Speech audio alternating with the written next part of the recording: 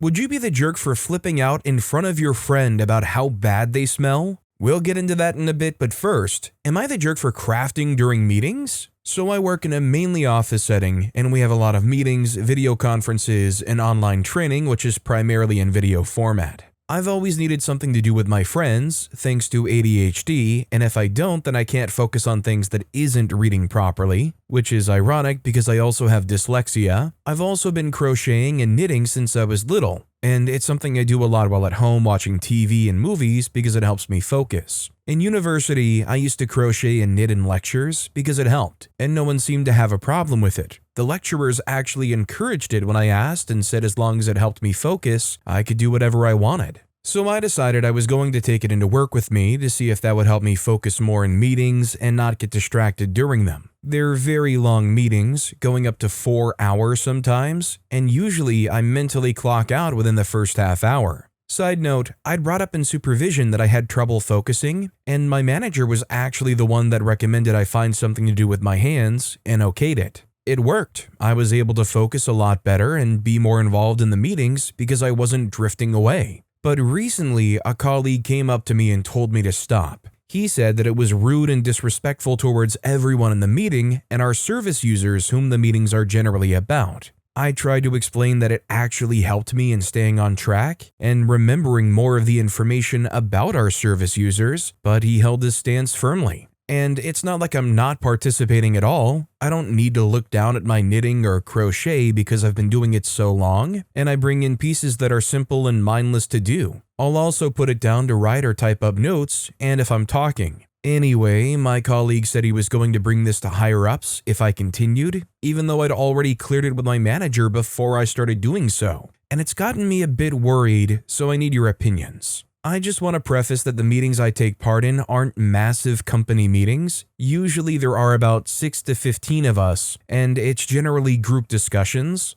Also, where I work is quite relaxed and generally a casual setting. Like, we wear smart casual as well, so it's not super formal. So, should I stop? Is what I'm doing disrespectful? Edit/more info. To clear up about the service users, they are not in the meeting with us. It's only us as professionals in these meetings. We are discussing them and what we're going to do and our plans, but they're not present for them. We work with their mental health and I'm a part of a therapy team, so I'm well aware that it would be unprofessional to do so in the presence of service users. Additionally, the people within these meetings are generally people I see every day, so they're not all strangers. Also, I keep the crafting on my lap, and the projects are relatively small and in one color, like socks, hats, squares, etc. Not big projects like blankets and sweaters. I have a notebook or laptop on the table, so I'm not taking up a bunch of space on the table and it's generally quite hidden. When in the in-person meetings, I crochet, so there's no needless clacking as crochet only uses one hook. The knitting is done when I'm online, as knitting is a bit more of a hassle than crocheting is. I'm not medicated for my ADHD, but that has a reason. I have trialed a lot. I get bad side effects from medication even in general, such as extreme drowsiness and nausea, or some of them just don't even work for me, and these side effects mean that I cannot work a full-time job, which I love. So I would rather be unmedicated and have to deal with it myself than be ill and not working. Thank you all for the recommendations on other fidgets I could use as well. I'll give some of them a try. Edit 2. Thank you all for all of the responses so far. I'll take what's been said into consideration. I'm going to speak with my manager on Monday and ask if we can talk about it at the beginning of the next meeting to get input from everyone else. I just want to say quickly to people saying I should just focus and stop being unprofessional by fidgeting in any capacity. ADHD and other disabilities do not work like that. I can't just focus, I can't just grow up. That's not how it works. If you can come up with a way to miraculously make me focus without fidgeting,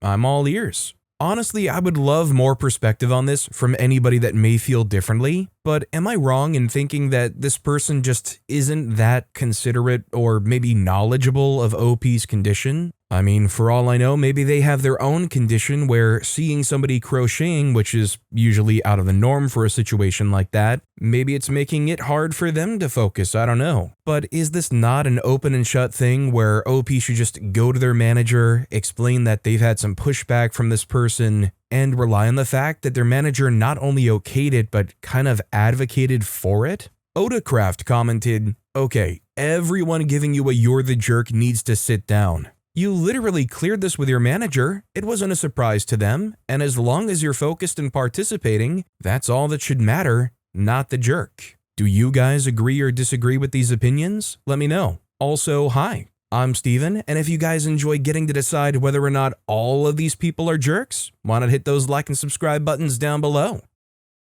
Our next story is, am I the jerk for finally snapping at my stepmother during our family's early Thanksgiving after years of her passive-aggressive treatment? I, 33-year-old female, have known my stepmother for almost 20 years. My parents divorced when I was in junior high school, and my dad remarried a few years later. I was never hostile to her. I've always tried to be respectful, polite, and keep the peace for the family. But over the years, she's made constant passive-aggressive comments towards me, always subtle, always with a smile, and only when my dad wasn't around. For context, because yes, it relates to the story, I'm a lesbian and am now married to my wife, 28-year-old female. Things like implying I'm confused about my sexuality, telling me my wife is just a phase at first, making jokes about real families, implying I'm dramatic or sensitive whenever I've confronted her privately about something she said, making digs about me not having kids yet, whispering comments and then denying them when I call her out. She does this without fail every holiday, every barbecue, every birthday dinner. My dad has never believed me when I bring it up. My stepmother would play sweet, confused, and hurt in front of him. My stepbrothers, 22-year-old male and 25-year-old male, used to be like younger siblings to me, but over time, they've bought into the "I'm the sensitive one who overreacts" narrative. Fast forward to this weekend, we were having an early Thanksgiving because we, wife and I, and my paternal grandparents are going out of town around the 26th. My wife was helping in the kitchen with my siblings, and my stepmom cornered me in the living room. She made some crack about how my wife is basically the woman in the relationship, and how it's such a relief that my stepbrother is giving my dad his first real grandchild. I just snapped. I told her she's been treating me like trash for years, hiding behind a fake smile, and that she was lucky I stayed quiet for as long as I did. I told her I was done taking her crap and pretending she was some innocent angel. I told her to keep my marriage and sexuality out of her mouth ever again. I didn't yell, but I definitely wasn't gentle. She burst into tears and ran to my dad saying I attacked her out of nowhere. My dad immediately demanded I apologize. I refused and left. Now, my dad isn't speaking to me, my two stepbrothers have blocked me, my stepmother is apparently traumatized,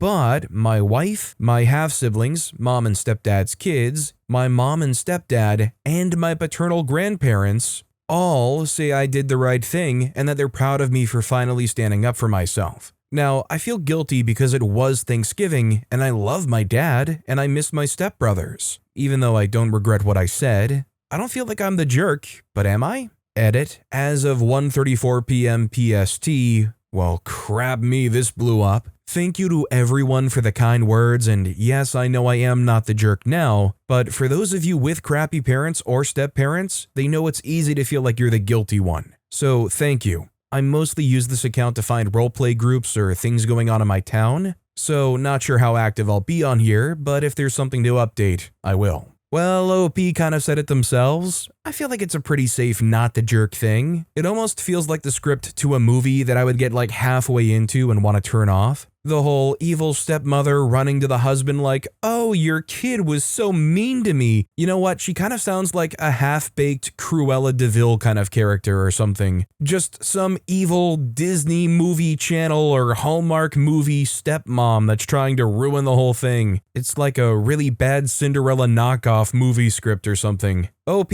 just like Cinderella, is definitely not the jerk. Josie JOK commented, "Does no one think to record these things? I mean, everyone carries palm-sized computers, audio recording, and cameras around nowadays."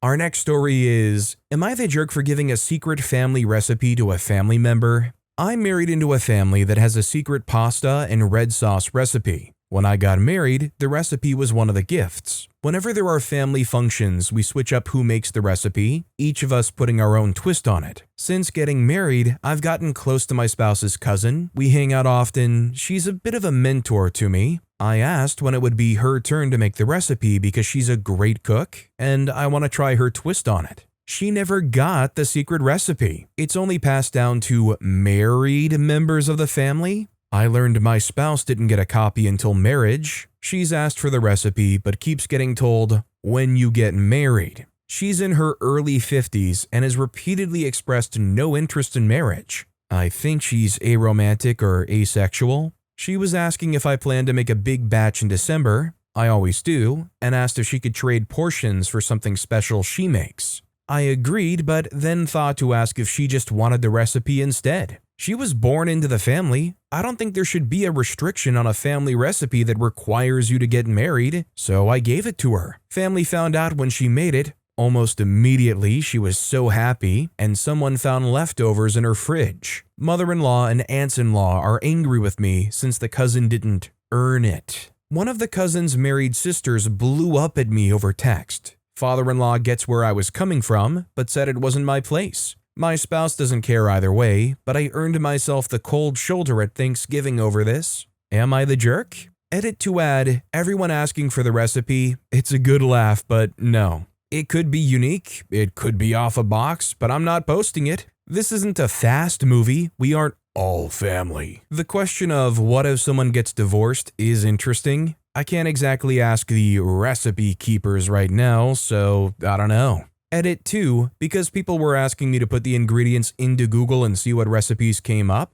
It's close to a macaroni amichima plus other meats and spices, which confuses me more because macaroni amichima is Greek. This proud Italian family's secret sauce is special because it's not Italian? So I think OP's not the jerk here. First of all, they were born into the family. I think the marriage requirement is dumb unless it's like an in-law getting the recipe. I get it in that case, but besides that, I feel like they're getting their wires crossed. And why do we gotta be so darn protective of recipes anyways? Lord knows we don't need another Facebook post out there about Carolyn being a broccoli casserole recipe stealing you-know-what. Tiffany Blue 07 commented, "Oof, when I read the title, I was prepared to say you were the jerk, but dang, that family is cruel. What an antiquated way of viewing the world." And I get it, it was a tradition that originally was probably very meaningful, but now, in this time, it feels pretty cruel. What they should have done is gifted it to the cousin when she had a special moment if they really wanted to make it something special. Graduation, job promotion, becoming a dog mom, who cares? She deserves it just as much as any member of the family, not the jerk.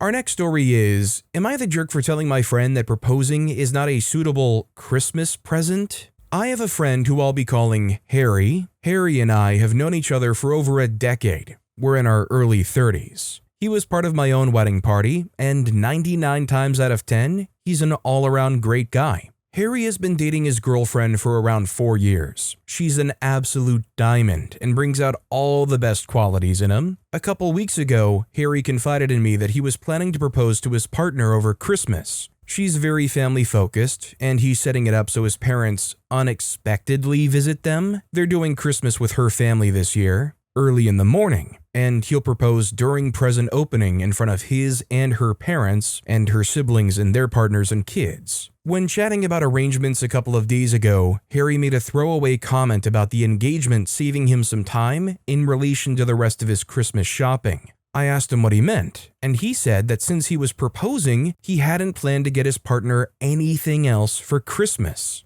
I said that those two were not mutually exclusive. When I got engaged, albeit not at Christmas, my husband still got me a birthday present the following month. Harry raised that the ring was costing him more than several usual Christmas and birthday presents combined. Which is true, but it's not the case that he's scraping together every last penny to buy it either, and there was absolutely money to spare for a couple of gifts that he'd usually get his partner. I also pointed out that since he's hoping to surprise her with the proposal, that it would become quite obvious that something was afoot if there were no presents for her from him under the tree. We went back and forth for a while, with Harry continuing to take the stance that getting engaged is definitely a gift. I said that it was all well and good, but that his girlfriend will absolutely have bought him gifts that he will both appreciate and use, and that an engagement is in no way the same kind of exchange in that sense. Additionally, while his partner is in no way materialistic, she is someone who appreciates the give and take of mutual present exchanges like Christmas, white elephants, etc. We didn't have a major fight or anything like that about this, but Harry said that he's probably not going to share more about the engagement with me because I have differing views. I don't want to be a stubborn old fool on something I'm clearly wrong about, so I would appreciate the view of internet strangers on this. Edit, a couple of comments are on the same lines, so I'll respond to them here instead of individually. He shouldn't propose to her in front of others. Getting engaged in front of family would suit his partner to a T. This is definitely something she would want based on previous conversations. You shouldn't involve yourself too much in your friend's life. The entire discussion lasted maybe 5 minutes while we were having a drink, including Harry saying he'd not bring it up with me anymore. In no way have I told him point blank to do or not do something, and we've spoken since civilly on other topics since. I would hope that everyone has a friend or two who will be honest to them if they think they're in the wrong. To be frank, my question here centered on the proposal as the gift, not on if I'm a bad friend.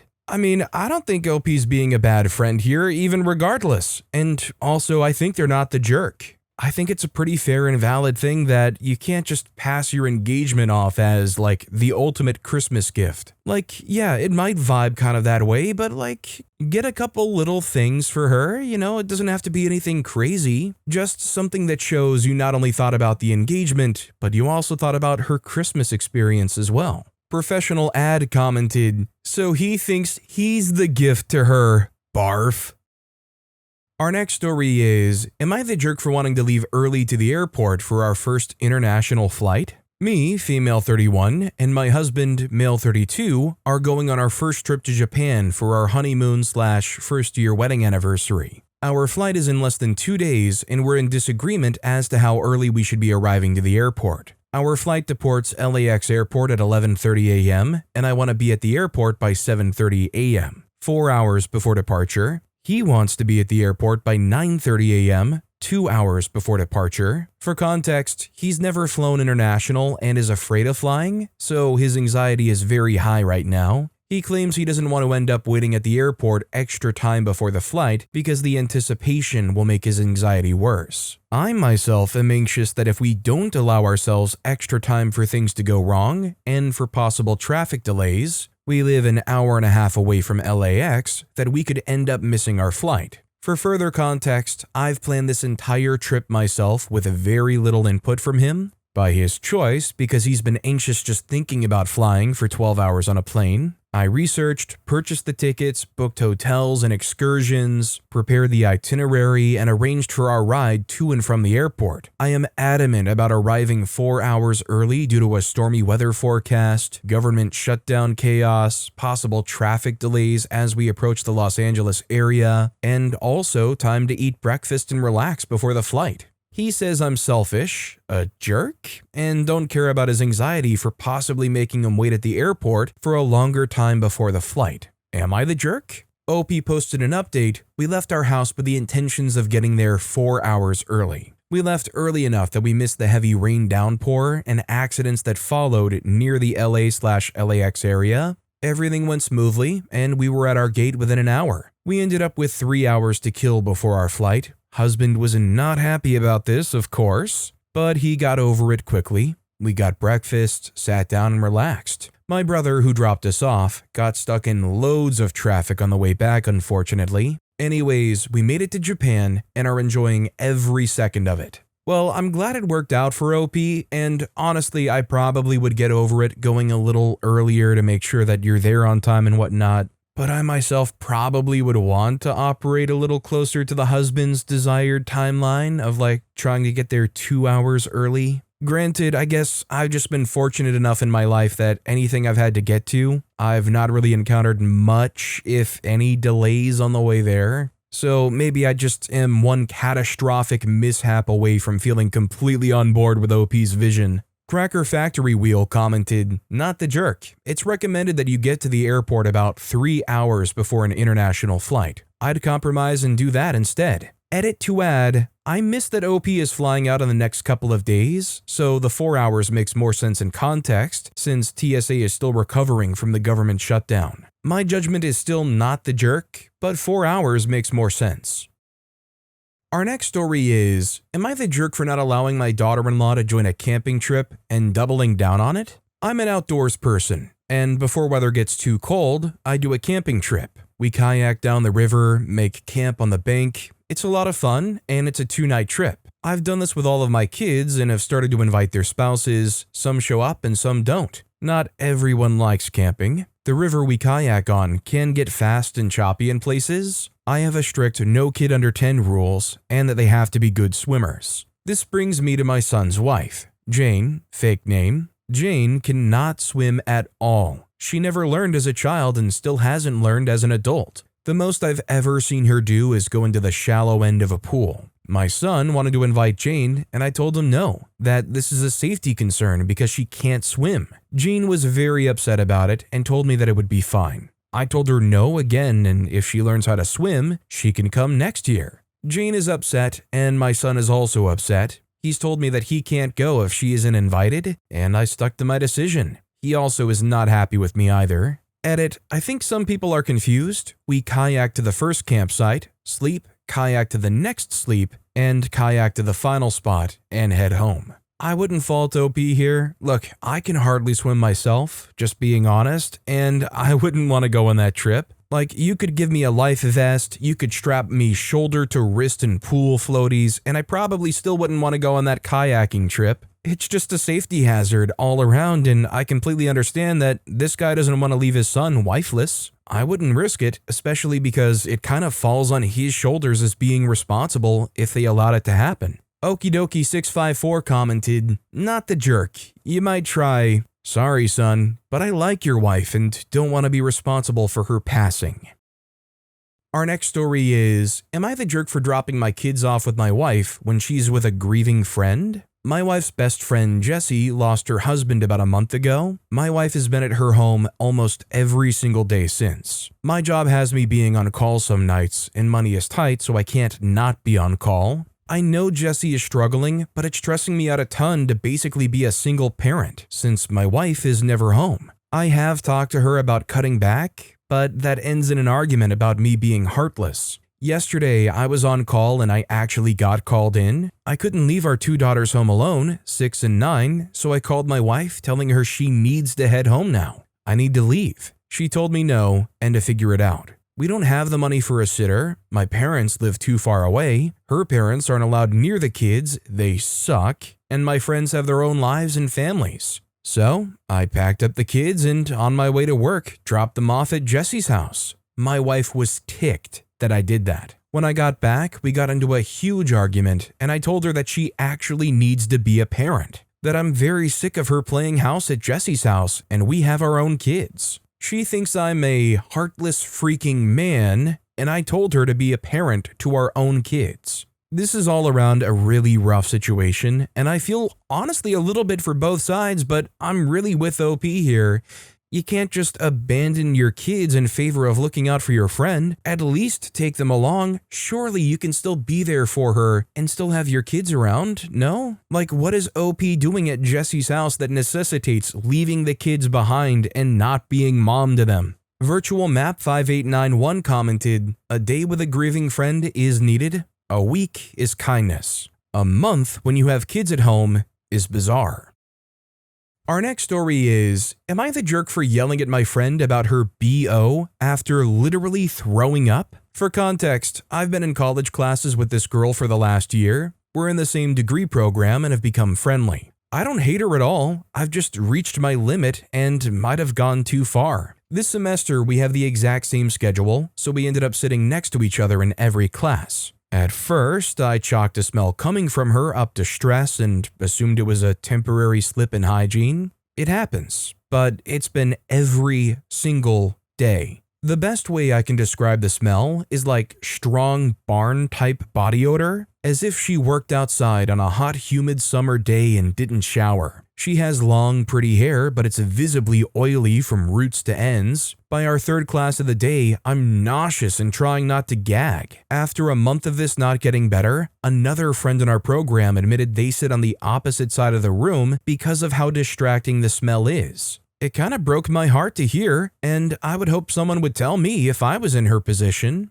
One day after school, I spent hours carefully crafting a text to tell her she has some body odor, and that I was only bringing it up because I care. Didn't want her to be embarrassed, not a fan of confrontation, and thought a private message was kinder. She read it, gave just a thumbs up, and never talked about it again. The next day, I finally wasn't trying to hold my breath. And the smell was back by the end of our second class. That was 2 months ago. Now we're in crunch time for finals. We stayed after classes until around midnight working on a project with several other students. I finally couldn't take it anymore after she scooted inches away from my face to help me on my computer. Within seconds of her getting that close, I ran to the nearest trash can to throw up. She asked if I was okay, but I was so sleep-deprived and stressed that I couldn't hold back. I told her that she smells so bad that just being near her has been making me nauseous all year. Still clutching the trash can, trying not to throw up again, I blurted out,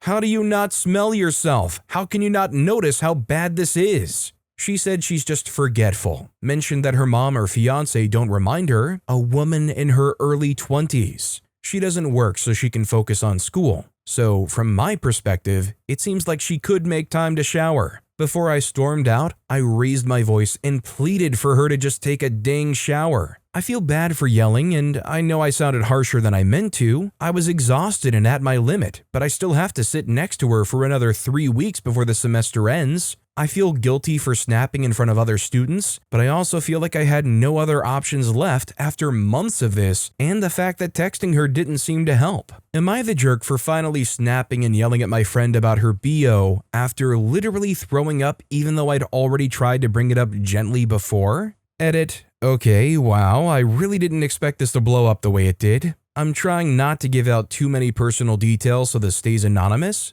but to answer some of the questions in the comments, with how often I've been around her, she's told me a lot of unprompted personal info, so I know more than I probably should. Some comments claimed mental or physical health. She claims she has ADHD, but complained that 2 doctors have told her that she doesn't really show any signs and refused to diagnose or offer medication. It purely seems that she just doesn't shower unless she's told to by her parents or fiance. Some mentioned clothing, which was something I didn't mention. She's wearing dirty pajamas almost every day, which probably contributes. Again, trying not to give out too much personal information, but she'll act like it's a quirky personality trait that she's just forgetful with hygiene. She's told me private conversations she's had with her doctors about this that I really shouldn't get into here. I sent her one text about the body odor, and from what it seemed like the next day, it was probably just a quick, let the water hit me for a few minutes kind of shower, since her hair was still just as oily. Whenever she would give me the whole, tee-hee, I just forget, I would try to be a little firmer and say you gotta take better care of yourself hygiene-wise, and leave it at that.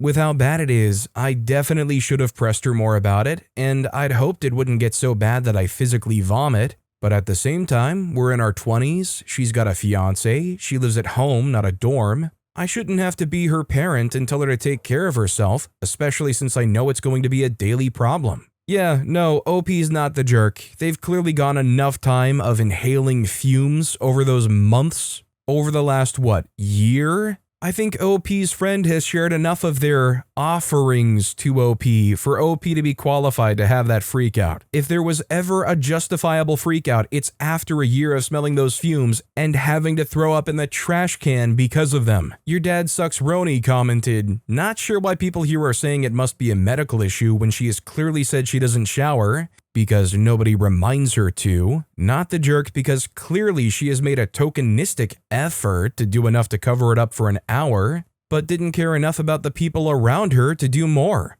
It is really selfish and rude to go out and be that stinky around people when you have the power to do something about it. Someone who doesn't care if you become physically unwell as a result of their choices is not someone who is worth being friends with. Lena Chen commented, not the jerk simply because of the "she mentioned that her mom or fiance don't remind her" line. Like, what the heck?